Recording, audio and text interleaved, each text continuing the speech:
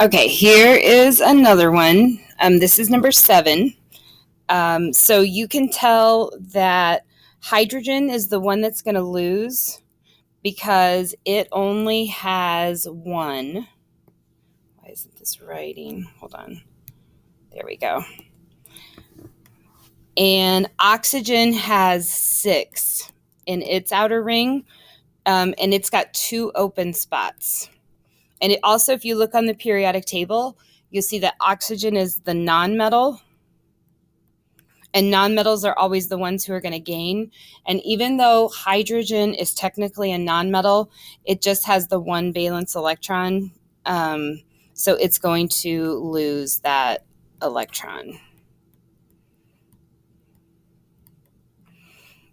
So hydrogen has the 1 to lose, and oxygen has the 2 open spots.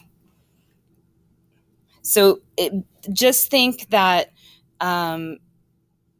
every one of these atoms is either trying to get its outer shell to be empty or its outer shell to be full, and it's going to do whatever is easiest, whatever is fastest. So the fastest thing for hydrogen to do is to lose this 1, and the fastest thing for oxygen to do would be to gain those 2. So it's like a puzzle. What makes the most sense to make that happen is for oxygen to fill those 2 spots. So if hydrogen loses, losing is always positive, and those are always called cations.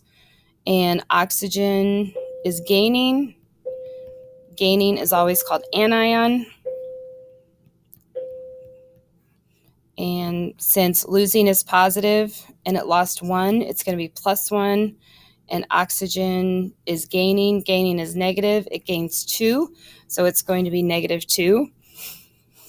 And then to get your formula, there's 2 different hydrogens. So your formula is going to be H2O.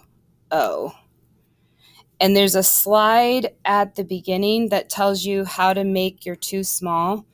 If you hold the control key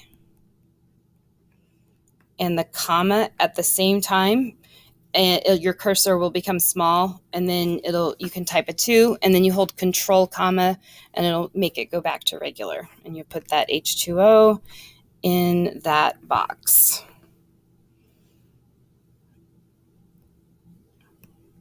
And those directions are up here somewhere, right here on slide 2. Control and comma is how you will make your number small, like the 2 for H2O.